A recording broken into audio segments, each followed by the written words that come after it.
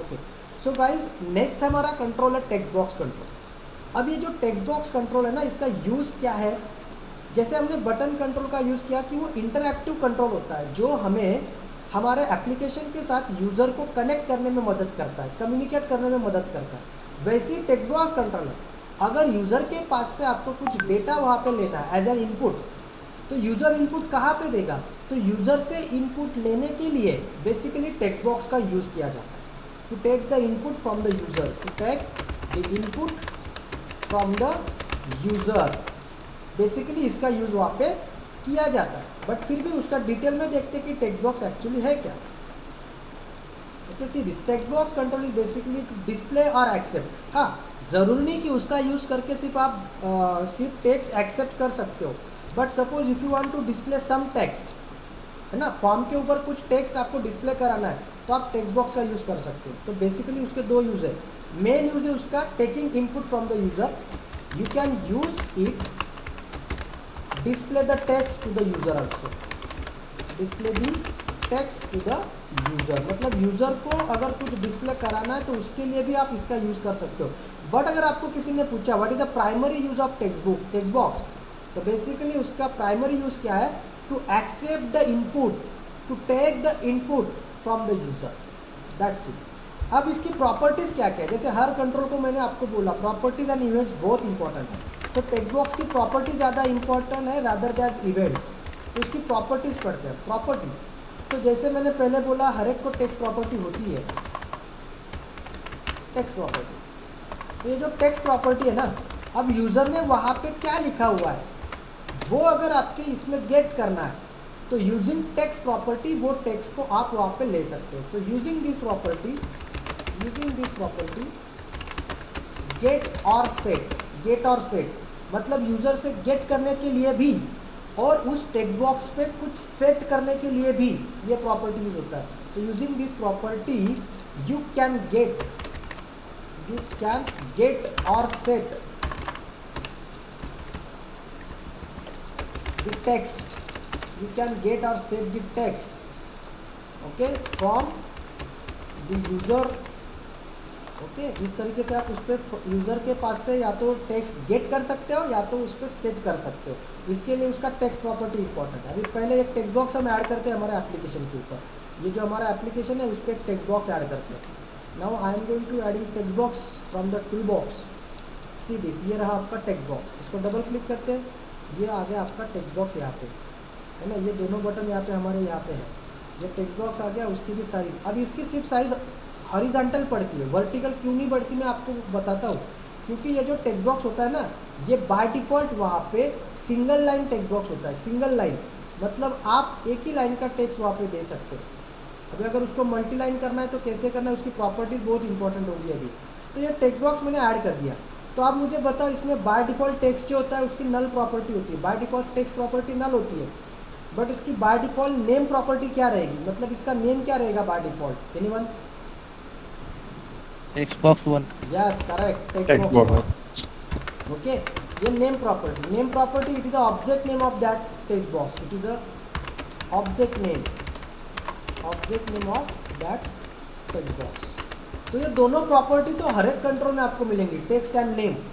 Now इसकी main property यह होगी, टेक्स्ट प्रॉपर्टी ज़्यादा मेन है क्योंकि हमें कई बार वहाँ से टेक्स्ट गेट करना होता है, कई बार वहाँ पे टेक्स्ट पुट करना होता है। नाउ जो भी टेक्स्ट यूज़र वहाँ पे एंटर करेगा उसका टेक्स्ट हमें वहाँ पे देना है।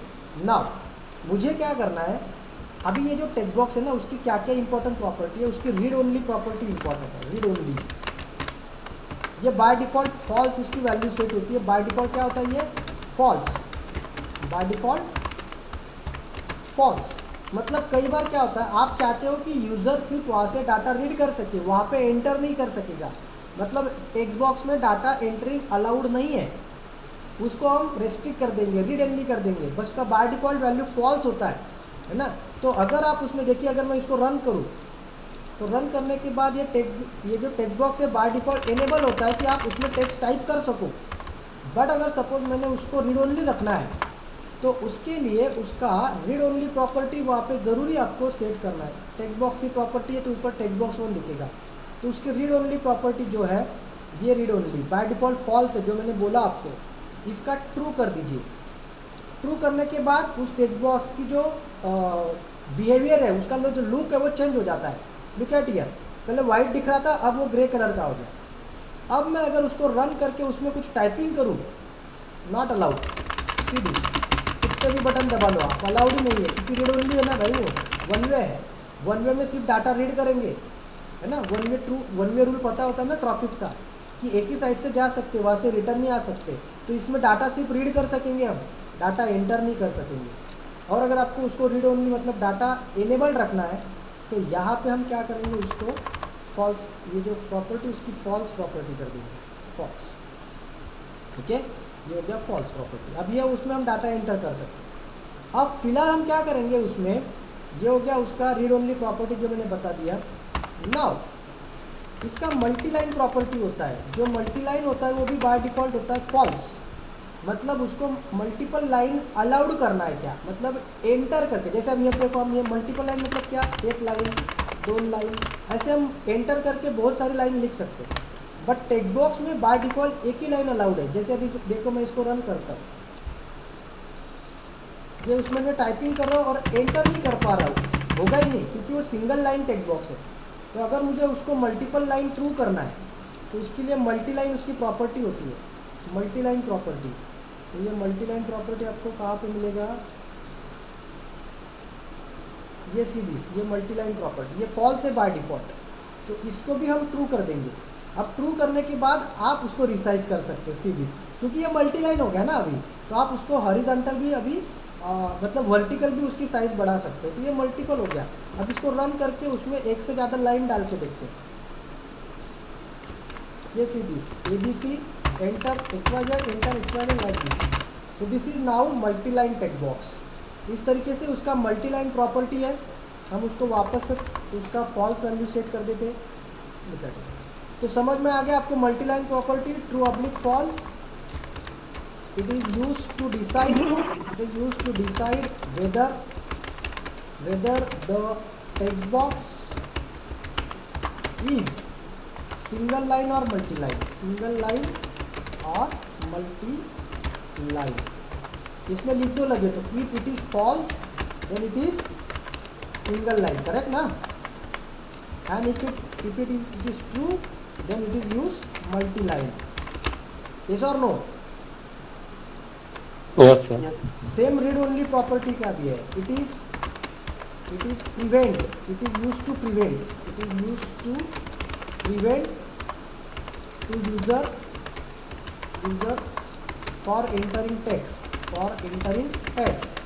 यूजर को टेक्स्ट एंटर करने के लिए, प्रिवेंट करने के लिए यूज किया जाता है। If it is true then user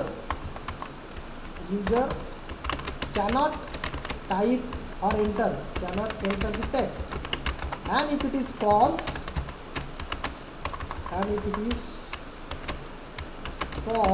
then it is used to entering text like this। तो 3-4 प्रॉपर्टी मैंने बता दिया आपको, text, name, read only, multi line. एक और उसका एक इम्पॉर्टेंट प्रॉपर्टी है password char, password property, actually only password property, password क्या है, सॉरी पासवर्ड क्या प्रॉपर्टी उसका, पासवर्ड क्या। अब देखो कई बार आप लॉगिन करते हो, तो लॉगिन करने के लिए सभी मान लीजिए यूज़र, यहाँ पे आप पासवर्ड एंटर करने वाले हो। तो जब आप पासवर्ड एंटर करते हो तो जो पासवर्ड है वो ऐसा दिखना चाहिए क्या वहाँ पे, नहीं ना। तो हम जो भी टाइप करते हैं वो कोई एक सिंबल वहाँ पे दिखता है, जनरली हम एस्ट्रिक सिंबल यूज़ करते हैं, ऐसा है ना। तो मैं वहाँ पे एस्ट्रिक एंटर कर रहा हूँ इसलिए एस्ट्रिक दिख रहा है, लेकिन जब हम उस टेक्स्ट बॉक्स को पासवर्ड केयर बना देंगे तो आप कुछ भी टाइप करो वो आपको कैरेक्टर में वैसे ही दिखेगा, है ना। तो उसका पासवर्ड केयर प्रॉपर्टी है ना, यहाँ पे आके आप उसको वो कैरेक्टर सेट करना होता है।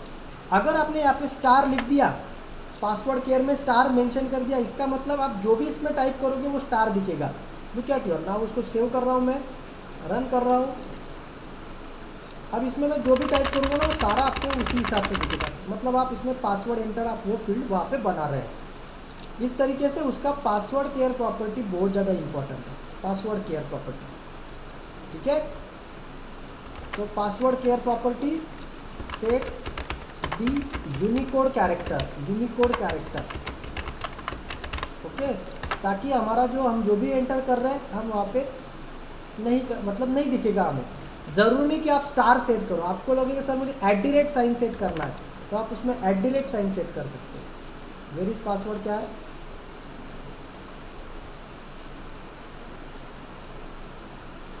वेयर इज पासवर्ड क्या है, हाँ actually font text box is not selected. तो देखो ये ऐसा होता है कई बार, तो हमेशा याद रखना कि क्या सिलेक्ट टेक्स्ट बॉक्स। अभी यहाँ पे जाके सपोज मैंने @ साइन दे दिया, तो अब यहाँ पे जाके आपको @ साइन आप जो भी टाइप करोगे वहाँ पे @ साइन आपको दिखेगा, ठीक है, इस तरीके से। नाउ अभी मुझे क्या करना है, टेक्स्ट बॉक्स आपने ले लिया, मैंने वो पासवर्ड किया, प्रॉपर्टी उसकी हटा देता हूँ ताकि हम जो भी एंटर करें आपको दिखना चाहिए। इसके लिए पहले टेक्स्ट बॉक्स सिलेक्ट करो और ये पासवर्ड में उसको नन कर दो, सेव कर दो। अब मुझे क्या करना है, यूज़र यहाँ पे जो भी एंटर करेगा, जो भी वैल्यू एंटर करेगा वो वैल्यू, ये जो ओके बटन है, ओके बटन, उस पर क्लिक करने के बाद वो जो मैसेज बॉक्स आ रहा है, उस मैसेज बॉक्स में जैसे सपोज अभी आप यहाँ पे नाम है आपका, किसी का नाम आप एंटर कर रहे हो, तो वेलकम और यहाँ से जो नाम आया है ना वो वहाँ पे दिखना चाहिए। कंसेप्ट समझ में आ रहा है। जब मैं ये बटन प्रेस करूँगा ओके बटन, तो यूज़र ने जो भी नाम वहाँ पे एंटर किया होगा वो नाम वहाँ पे दिखना चाहिए उस मैसेज बॉक्स पे। वो कोडिंग मुझे करना है।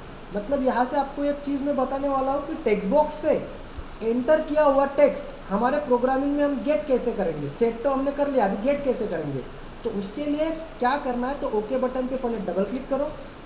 भी ये ओके बटन का कोडिंग ऑलरेडी उसमें एक मैसेज बॉक्स का कोडिंग है। अब मुझे टेक्स्ट बॉक्स से टेक्स्ट गेट करना है। तो ये जो टेक्स्ट बॉक्स होता है ना, इसका रिटर्न टाइप होता है स्ट्रिंग। इसका रिटर्न टाइप क्या है, स्ट्रिंग होता है। तो अब मुझे इस यहाँ से अगर कुछ लेना है तो मैं क्या करूँगा, उसके लिए पहले एक स्ट्रिंग डिक्लेयर करूँगा, string text is equal to, अब वो टेक्स्ट बॉक्स का ऑब्जेक्ट नेम क्या है, कौन बताएगा मुझे। वो जो टेक्स्ट बॉक्स हमने फॉर्म पे टेक्स्ट बॉक्स 1, तो हम यहाँ पे क्या लिखेंगे, टेक्स्ट बॉक्स 1। ये ऐसे नीचे आ जाता है सीधी डॉट टेक्स्ट। कौन से प्रॉपर्टी से मुझे मिलेगा, टेक्स्ट प्रॉपर्टी से, जो मैंने अभी आपको बोला कि मुझे वो टेक्स्ट प्रॉपर्टी से वो टेक्स्ट बॉक्स में यूजर ने क्या टेक्स्ट एंटर किया है वो मुझे मिलेगा। और उसका रिटर्न टाइप क्या होगा, स्ट्रिंग बराबर।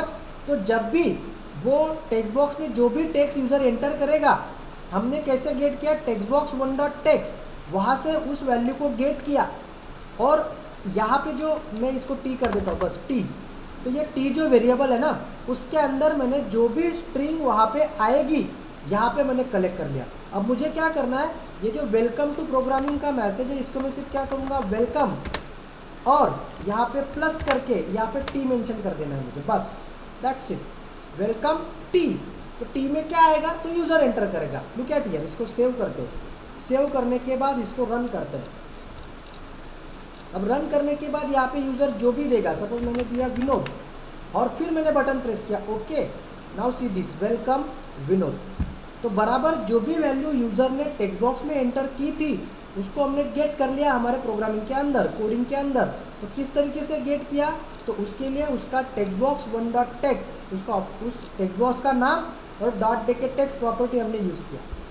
अब ये तो हो गया स्ट्रिंग वैल्यू था, बट अगर आपको वहाँ से इंटीजर वैल्यू रीड करना है, ओके, जैसे अभी यूज़र वहाँ पे एज एंटर करेगा, और एज एंटर करने के बाद आपको बताना है कि next year you will be, suppose उसने अभी 11 दिया, तो उसका नेक्स्ट ईयर आपको बताना है 12। ओके, अब देखो अगर मैं ऐसे करता हूँ तो क्या होता है, अगर मैं बिना कन्वर्जन करता हूँ तो क्या होता है ना। यहाँ पे मैं करता हूँ your age, your next year age, next year age is equal to plus T मैंने कर दिया, है ना। और मुझे क्या करना है, वो टी में 1 प्लस करना है। सो टी प्लस 1 मैं यहाँ पे लिख रहा हूँ, टी प्लस 1, क्योंकि टी आएगा करंट वैल्यू और मुझे एक उसमें ऐड करना है, 1 ऐड करना है ना। तो आपका भी आउटपुट एक्सपेक्टेड है, अगर मैंने 11 दिया तो 12 आना चाहिए। लुक एट मी, अब मैंने यहाँ पे एंटर किया 11 और ओके बटन पे क्लिक किया, तो यहाँ पे 1111 आ गया, मतलब 111 आ गया, सॉरी 111 आ गया। क्यों रे, ऐसा क्यों हुआ होगा, 12 क्यों नहीं आया, उसने प्लस क्यों नहीं किया। क्योंकि वो बाहर को स्ट्रिंग गेट किया है ना हाँ, उसको। क्योंकि ये जो स्ट्रिंग है सर। 11 है ना, इस 11 को वो एज अ स्ट्रिंग कंसिडर कर रहा है, और स्ट्रिंग को स्ट्रिंग के साथ कॉन्केटिनेट करना मतलब आगे सिर्फ कैरेक्टर ऐड कर देना होता है, इसीलिए वो 11 के आगे वो 1 ऐड करके हमें 111 बता रहा है। तो अगर मेरा इस साल का एज 11 है तो अगली साल 111 होगा क्या? Definitely not. तो क्या करना पड़ेगा? एनीवन? तो कन्वर्जन। पार्सिंग करने पड़ेंगे सर। कन्वर्जन कन्वर्जन करना करना पड़ेगा, पड़ेगा। Conversion. Conversion. So integer age is equal to int dot parse, parse. और ब्रैकेट में हम क्या लिखेंगे? Text box 1 dot tags, that's it. जैसे हम कंसोल डॉट रीड लाइन लिखते थे। अब बराबर से आउटपुट आएगा, अब बराबर से, अब ये टी की जगह बस मैं एज कर देता हूँ बस। अब आपका आउटपुट देखो, अब मैंने दिया यहाँ पे 11, और जैसे ओके बटन किया, next year you will be 12, next year your age is 12। सो इस तरीके से स्ट्रिंग का कन्वर्जन, ये तो पहले से आपको पता है, बट यहाँ पे मैंने आपको बताना ज़रूरी समझा, इसलिए text box always return a string. तो कई बार वो टेक्स्ट बॉक्स में तो हम न्यूमेरिक वैल्यू के लिए भी वही टेक्स्ट बॉक्स देना पड़ेगा यूज़र को, क्योंकि दूसरा ऑप्शन हमारे पास है नहीं। टेक्स्ट बॉक्स में यूज़र न्यूमेरिक भी वैल्यू देगा, टेक्स्ट भी एंटर करेगा, तो अगर वहाँ से न्यूमेरिक एंटर है तो हम एक्सपेक्ट रखेंगे कि उसको कन्वर्जन करना ज़रूरी है, तो हम कन्वर्जन करेंगे। तो कन्वर्जन करके ताकि हम उसके ऊपर कोई मैथमेटिकल कैलकुलेशन कर सकें। तो गाइस, आज हमने ये दो कंट्रोल मैंने जो आपको पढ़ा है, button control and text box control. Text box control आपको समझ में आया? फिर यस यस सर। सर।